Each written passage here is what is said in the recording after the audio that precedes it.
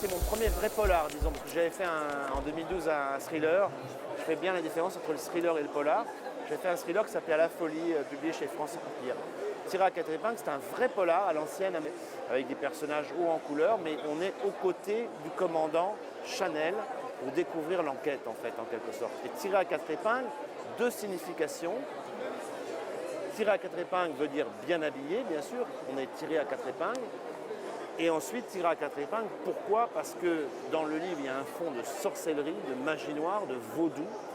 Et les statuettes du royaume du Congo, avec un cas qui n'ont rien à voir avec le Congo, le pays, sont lardées d'épingles et de clous. C'est pour ça que voilà, c'est un titre à double signification. Ben, c'était le meilleur livre parmi ceux qu'on nous avait présentés. Il y a un choix qui est fait dont on n'est pas responsable parce qu'il faut que les gens soient présents à lire à Limoges quand on va remettre le prix. Et parmi tous ces livres, moi en tous les cas, c'est celui que j'ai préféré et j'étais pas la seule. Quelles sont les qualités de Pascal Marmé qui ont pu vous séduire? Un peu celle que j'ai toujours trouvée chez Simenon. C'est-à-dire que en avant, il y a un crime et il y a une enquête. Mais il y a tout un paysage derrière. Et le livre Tiré à quatre épingles est extrêmement riche. C'est sympa, hein, je remercie beaucoup Madame Chazla. Déjà, elle a créé le prix en 1995. Et puis je suis très fier d'avoir eu ce prix Cœur de France. Cœur de la France, ça veut tout dire. Hein. C'est le centre de la France, c'est le cœur.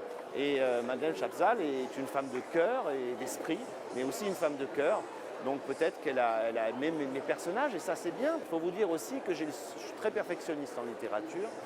J'ai écrit, comme vous le savez, quelques romans historiques, comme le roman du parfum et le roman du café, où j'avais énormément de documentation.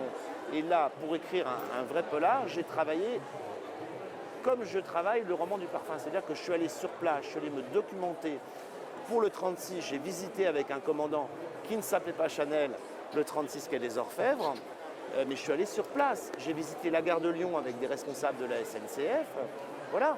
Et j'ai visité aussi le musée des Arts Premiers avec la conservatrice du musée. Je ne vous en dirai pas plus. Il ne faut pas, parce qu'il faut laisser le lecteur. Il ne faut pas déflorer l'intrigue, il ne faut pas dévoiler toute l'intrigue, parce que sinon, où est le suspense?